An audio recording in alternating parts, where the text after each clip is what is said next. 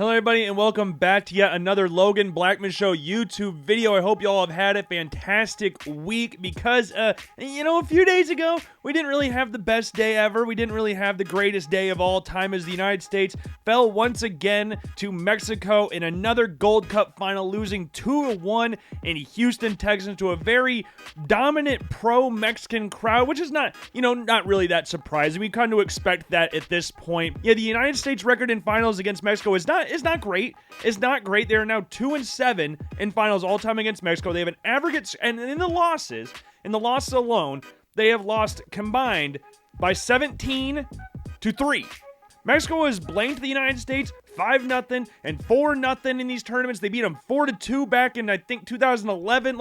Mexico has dominated the Gold Cup in the times the United States and Mexico have played each other. The United States obviously has won two of those matchups in the throughout the history of the Gold Cup, most recently in 2021, which we talked about in the last video with Miles Robinson getting the header from a Kellen Acosta free kick. And in this one, it felt like we were going to get something similar. Mexico was the heavy favorites going into this game. If you looked at the squad that Mexico brought into this tournament, you look at key players like Raul Jimenez, Edson Alvarez. You look at Santi Jimenez coming off the bench. This is a team that's very strong, very well knit, very good, experienced manager before as well. So this was a game for the United States where it's if they win, this is awesome. But in reality, it didn't really, even though in the video, when I said it, the main reason why I was the United States is going to win this game is because it was the 4th of July. I was recording that video on the 4th of July. So I don't think in good conscience I could have sat there as an American and said that Mexico would beat the United States in the final, even though that's what I was feeling. And I think all of us were feeling the exact same way. But after Chris Richards got that goal in the 4th minute of the game with a beautiful cross from Sebastian Berhalter to find the head of Chris Richards, who leans back and heads it like that to get it back on target to score the goal.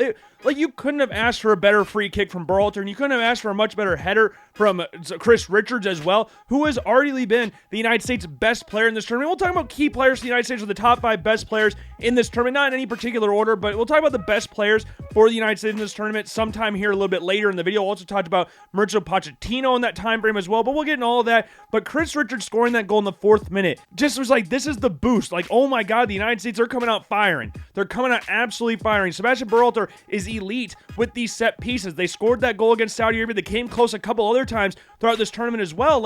They've just had an insane connection. It's like a quarterback and wide receiver. It's like Joe Burrow and Jamar Chase taking what they did at LSU and bringing it to the Cincinnati Bengals. This is just natural. This is natural. You don't even need to practice. It's just natural because of how many times it looked like it'd been you just had a string attached to Chris Richards' head. When you see boxers who have that string wrapped around their head and they have the ball and they kind of just sit there like that and hit the bouncy ball. That's what it kind of felt like. The ball is going to find Chris Richards. It's going to come back to him. It's just a matter for him to hit it back, and he did, and he scored, and it was awesome. But like we talked about in the video as well, in the preview, it was inevitable that Raul Jimenez would score. It was absolutely inevitable he scored. The United States defensive setup throughout the tournament, I have not been the biggest fan of. We've talked about how Alex Freeman and Max Armstrong have pretty much been wingers because the United States plays so freaking narrow because they don't have any natural wingers starting in the squad. And I'll touch on that more in a little bit, but they don't really play with natural wingers. You look at Diego Luna, Sebastian Berhalter, even Malik Tillman. They're guys that want to play more centrally. So you're requiring your wingbacks or fullbacks and Alex Freeman and Max Armstrong to push up the field, which allows them to get caught out of position, which the United States had been throughout the course of this tournament. But for this goal, it was just a really nice ball in as Marcel Ruiz swats it in between Freeman and Chris Richards. And Tim Ream is just a half second late on that, and Raul Jimenez just smashes it with his left foot past Matt Freese at his near post. There's just nothing you can really do about that as a goalkeeper. With it being so close and how hard and how venomous Raul Jimenez took that shot, there was no chance that wasn't going in the back of the net. And Tim Ream, again, so close to stopping it, but yet so far at the exact same time. So it was just annoying that you have that goal in the 4th minute, and then after that, it just kept going. It didn't never teeter towards the United States direction, but the main thing that I'm sure a lot of people have talked about, or not I'm sure about, I know a lot of people are talking about, is the handball in the box against Mexico that was ruled as a plant hand. So for those of you who don't know, there is a rule in soccer to where a player can plant their hand. If the ball hits their plant hand, then it's not a penalty, or it's not a foul, it's not a handball, not that stuff. But as Chris Richards elegantly pointed out, he palmed the ball like Shaq. He just went poof, right on the ball. There was no, you can say plant hand all you want. that is stupid as hell. That is absolutely stupid. And I'm not sitting here going like, oh, the United States deserved this win, or that could have been a turning point in the game. Maybe it could have been. But if we're being 100% honest with ourselves, the United States did not deserve to win this game. Mexico was the better team, not just on paper, because as we talked about, people can be better on paper, but the game is played on grass. We've talked about the United States and some of the losses that they've had, like Panama and teams like that, where it doesn't matter how much better you are on paper, you have to show that on the field. And Mexico did that. The United States was not the better team. They had, and look at their XG, they had less than a goal. Like they really didn't put forth a real effort in that game. So when people look at games like this, like you look at the game against Uruguay in Copa America, which is a game that sits long in the hearts of a lot of United States fans out there, is that you have the offsides goal from Uruguay. Like, Uruguay scores the goal, they're offsides, we see it as offsides, but the referee doesn't see it that way, the goal stands. So people would point to that and say that's why the United States lost this game. And maybe it was. Maybe the United States would have been galvanized from that and would have pushed on and all this stuff, but you didn't mount any serious attack after that. You didn't do anything that warrants me looking at you and going like, you deserve to win this game. So am I upset about the non-hand call situation? Yes, it's annoying. It is annoying because I don't really remember.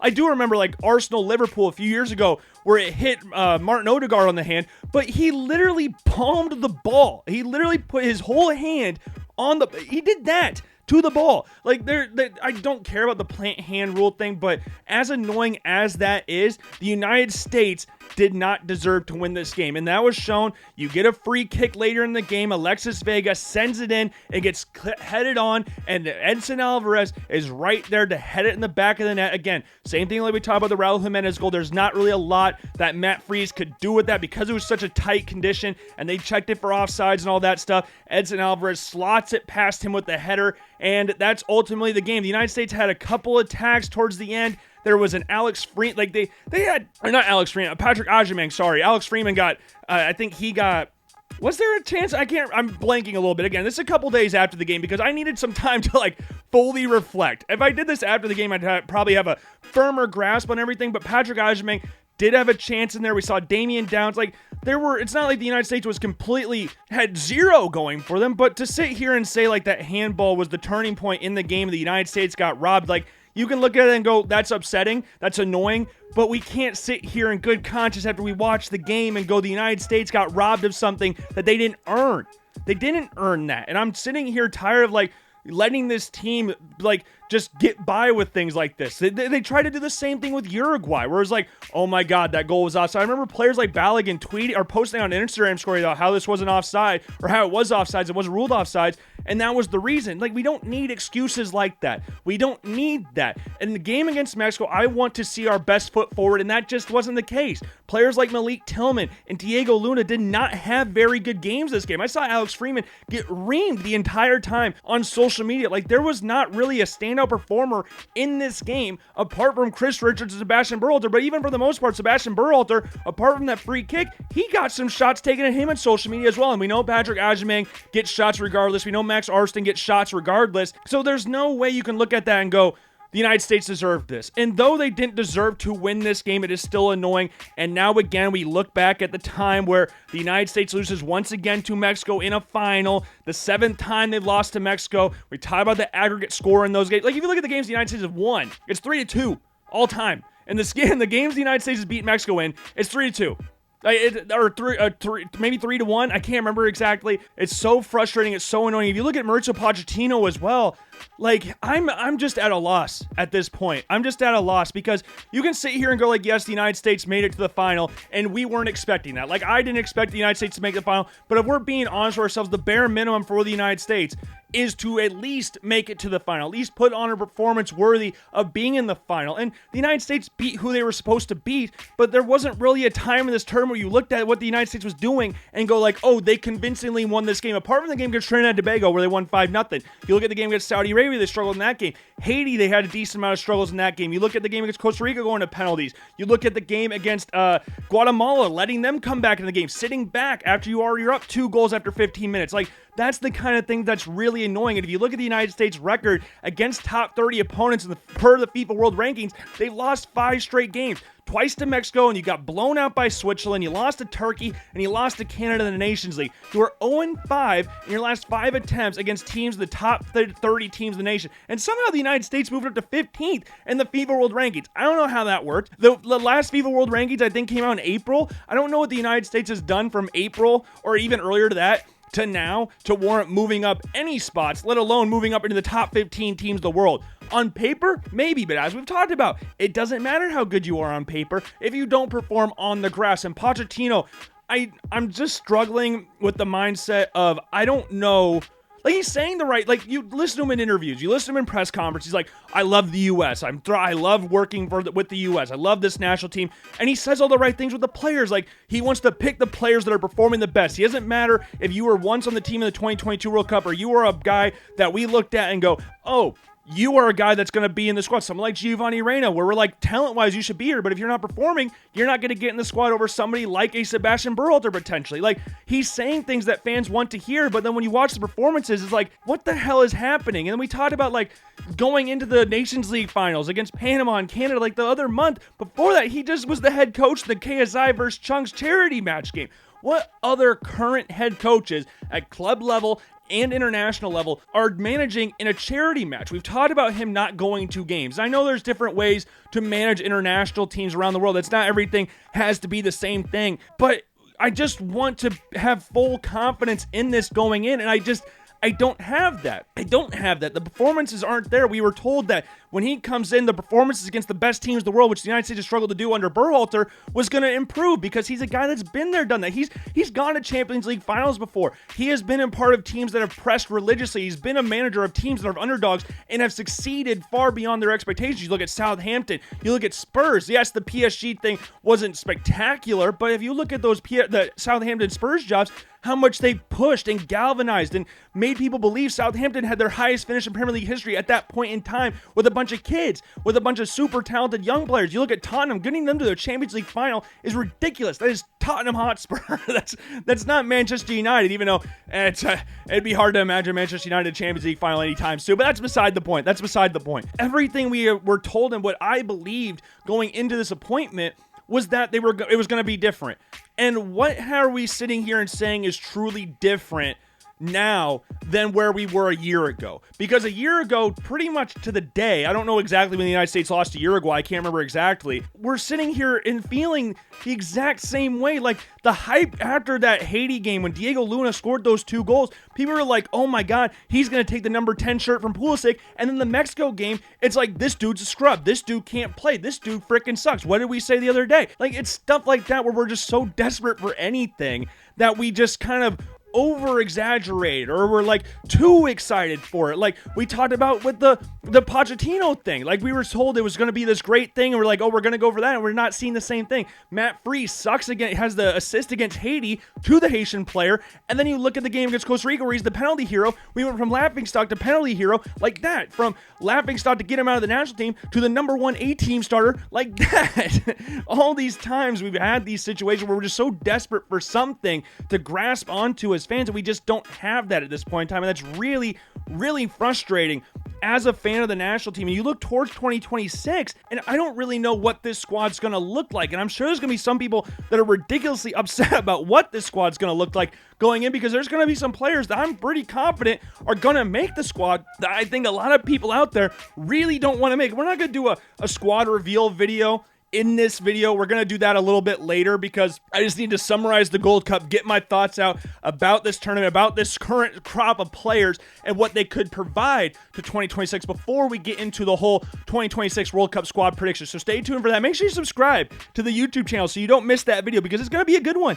I'm sure it's going to drop some controversy about who I think, because again, it's not about what I would do. It's not about what Logan Blackman would do. It's about what Mauricio Pochettino would do, or BJ Callahan would do, because what if they just randomly decide that BJ Callahan should be back as the national team manager, and we're going in a different direction, which I highly doubt at this point in time. If they do go in a different direction, the only option I really want is BJ Callahan. Like, that little 2-game stretch in the Nations League a couple years ago, that was soccer bliss. The Gold Cup, that was whatever. That was Berhalter doing the puppet strings at that point. Callahan ball, at that point, like, you had a midfield three of Brennan Aronson, Yunus Musa, and Weston McKennie. It was just pure vibes, and they went on to win that tournament in some of the most attack-minded soccer that we've seen from United States soccer in a really, really long time. But Pochettino is the guy right now. We'll see how long that is. I don't think he's really in jeopardy of losing his job at this point, but there are a lot of fans that are frustrated with him at this point in time. But if we're looking at players that were like the key players in this tournament for the United States, we're looking at guys like Matt Freese. Again, I don't think he did enough in this tournament to really warrant being the guaranteed number one guy going into 2026. The penalty heroics was awesome. But to go from that high to the next game, or the game before, giving up the goal to Don Lucius against Haiti, that is so up and down. Like, I didn't really feel like the most confident in Matt Freese, sorry. I did say he deserves more chances after the Haiti game, because at that point, I didn't think he had done enough to lose that job, but I don't think after that Costa Rica game that he did enough to further cement, because it's like, okay, you did that, what's your follow-up performance? And the United States didn't really play a lot of attack-minded teams in this tournament. I mean, Guatemala did take, I think, 20 shots in the game, but I think only 5 of them were on target, so it wasn't like he was getting barraged with shots the entire time. Like, I just haven't seen enough from Freese to say you're the guaranteed starter, but the penalty heroics against Costa Rica deserves noting, so he is one of the best players in this tournament for the United States. Another player that I would say we talked about before, Chris Richards, who I would say, along with Malik Tillman, we might as well talk about him as well, were the two best players for the United States in this tournament. Chris Richards, he already had his name pretty much penciled in as the starter, but I think he wrote it down with pen now. Like, Chris Richards is the best center back the United States has, bar none. Like, it's not really close in regards to natural talent, but there were some questions around his performances in the national team and that they're not really the same as what we've seen at club level with Crystal Palace. But this tournament felt like this is the Chris Richards that we have been waiting for, with the 2 goals in this tournament as well. I've seen some people talk about he should be the next captain for the United States. I don't know if I'm ready for that at this point in time, but he is the main center back for the United States at this current point in time, and he will, unless something crazy happens, will be one of the starters in the 2026 World Cup squad. And Malik Tillman, like we talked about before, 4 goals to his name, or 3, I think he had 3 goals, 2 assists to his name this tournament, if I'm not mistaken. Like, Malik Tillman was awesome this tournament. Yes, he didn't have the greatest game in the world against Mexico, but if you look at the game against Costa Rica where he missed the penalty, he was getting beat up the entirety of the game, but he wasn't backing down from anything. He was fighting through literally everything. And if you look at what he did at club for PSV and what we can imagine what we would do for Bayer Leverkusen this upcoming season, like, Malik Tillman fills me with a lot of hope for this national team, and he is a guy that I think, unlike Matt Freese, did enough to warrant a spot in the starting 11 going into the 2026 World Cup as the number 10 or anywhere on the left or right side for the United States. I think he did enough in this tournament to warrant that conversation. Diego Luna, on the other hand, who is one of the better players of the United States in this tournament, I don't think did that. Yes, I love Diego Luna. I will always root for Diego Luna. He's the easiest player to root for, arguably the easiest player to root for in this national team. Like we taught him on the last video, back in 2022, he was playing in the freaking USL. He signed for RSL in June of 22. The World Cup was in November of 22. Like, to go from that point to now we're talking about him at this level, that's awesome for him, and I will always be rooting because he shows heart every single time he plays. He shows a lot of effort every single time he plays. But like we talked about in the Mexico preview, I was not ready to give him a starting spot in the 2026 squad because I don't think that, yes, he's fun. I love Diego Luna. He shows a lot of heart and passion, but is he better than Timothy Weah? No, he's just not. And that's not a knock on Diego Luna. Timothy Weah is one of the best players the United States has. So he's going to be one of the stars, but I think Diego Luna did do enough to get further along in the squad than what some people may have had back in January. I don't know if a lot of people would have had Diego Luna at the spot, especially when he wasn't called up for the Olympics. I don't think people were really looking at, we all knew he was talented, but when he wasn't called up for the Olympics, like, maybe he doesn't really have that spot with the National League, but we saw the friendlies earlier in the year. We saw the performance in the National League against Canada. We saw the performance throughout the Gold Cup. The game against Guatemala was like the creme de la creme, and of all of them, like, everybody loves him. So I am excited to see what he does in the future, but as for right now, I don't think he's a starter, but will he get there? I mean, anything can happen in the future. And the last spot, I really struggle with this. I really did struggle with this last spot for, like, the best performers, the 5 best performances. I thought the first 4 were easy, The last one I did struggle with a little bit, and this might upset some people, but I'm going to put Sebastian Berhalter as the last player worth mentioning here for like players of the tournament. We talk about what he's doing from set pieces.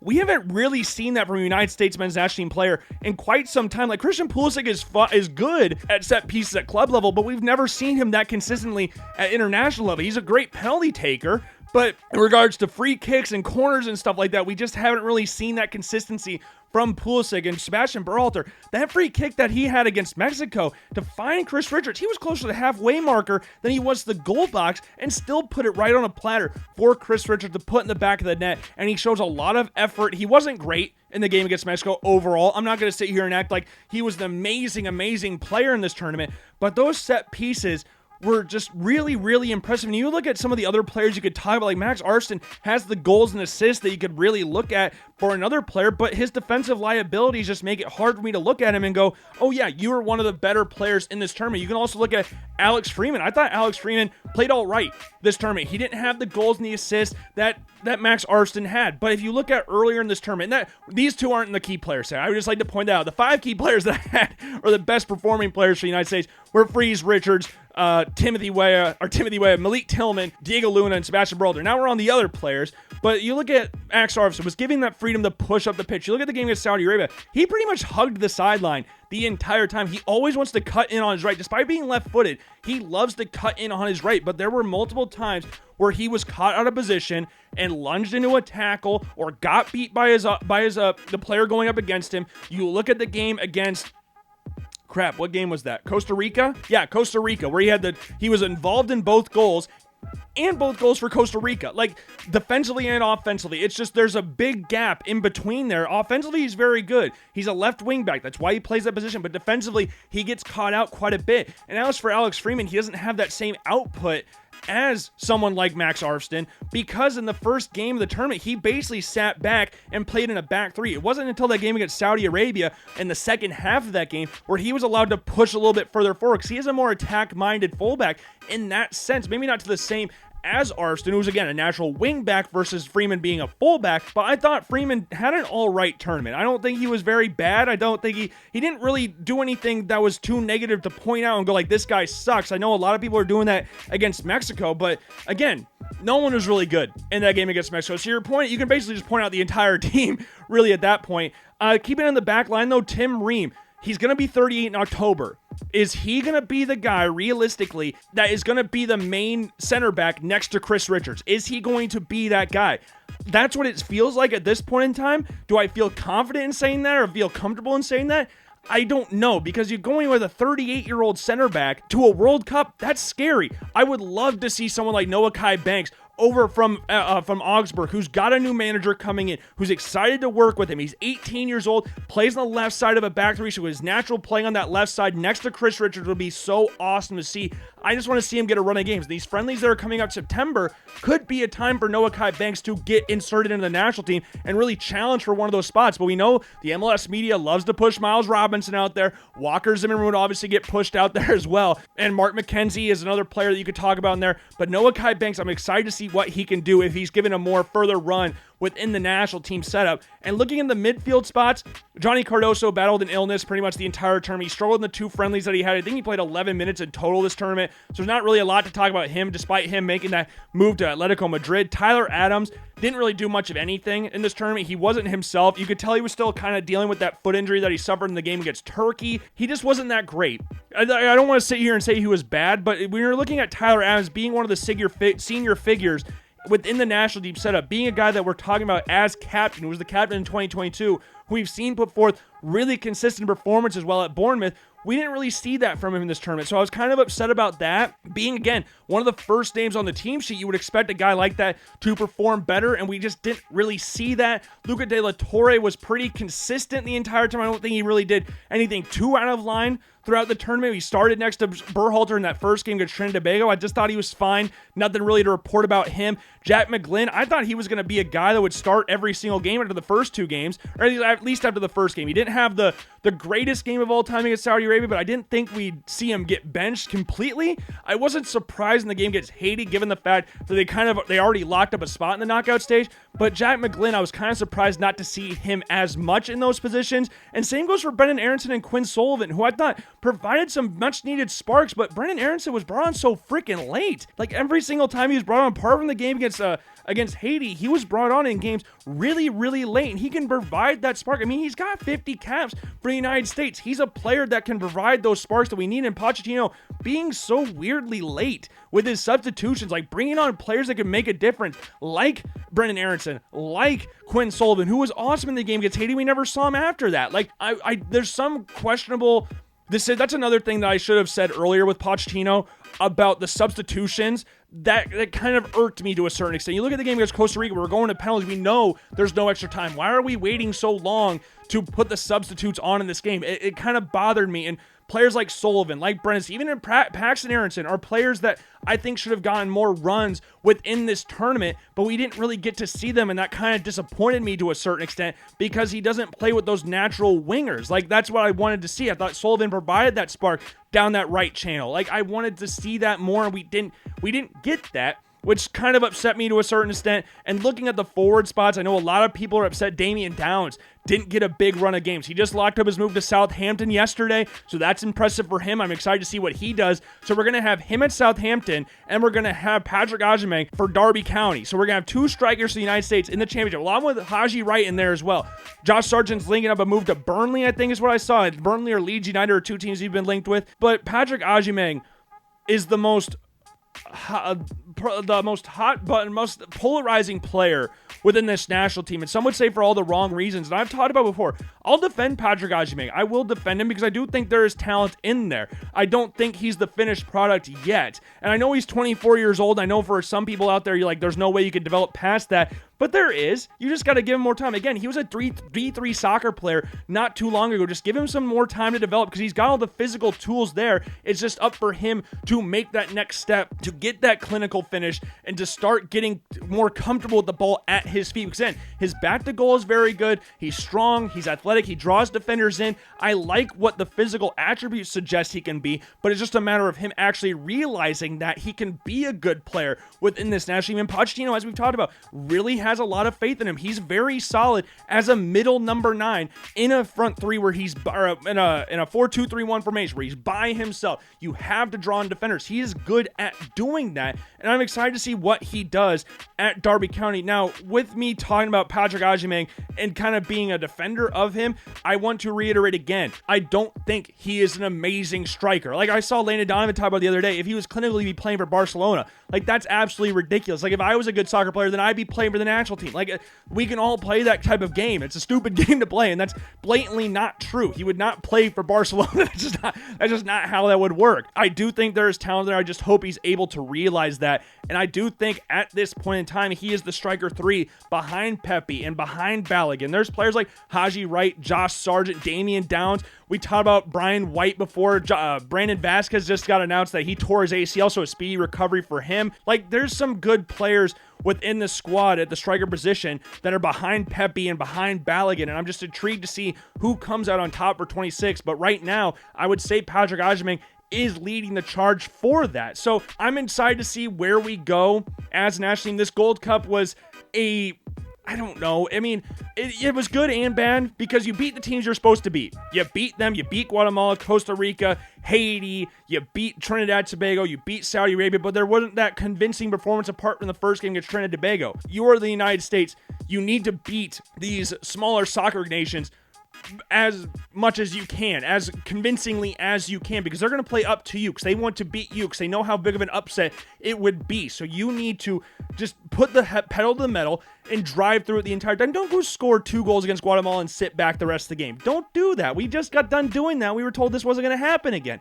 So I'm just annoyed, but it was nice to see some wins after it looked like they didn't know how to win any games in the games prior. I mean, they lost 4 straight games. You look at the games against Panama, Canada, Turkey, and Switzerland. It's like, oh, they don't know how to win anymore. They can't win a single game. What the hell is this?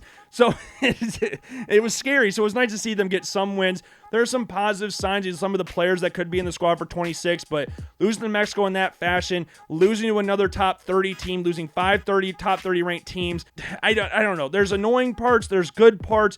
I'm just ready for 2026. I'm scared for 2026. I still am, because I'm a pessimist at heart. Like, I want to be positive around my teams, but it's so hard to do that. So I hope they're able to learn from this. I hope the players in the A team keep stepping up. I hope they're just more step up performances from here on out. They got some friendlies coming up September, so hopefully they're ready for all that. Excited to see what the squad looks like for that.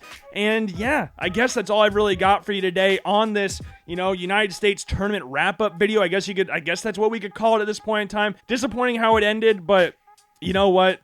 I guess you can only move forward at this point in time.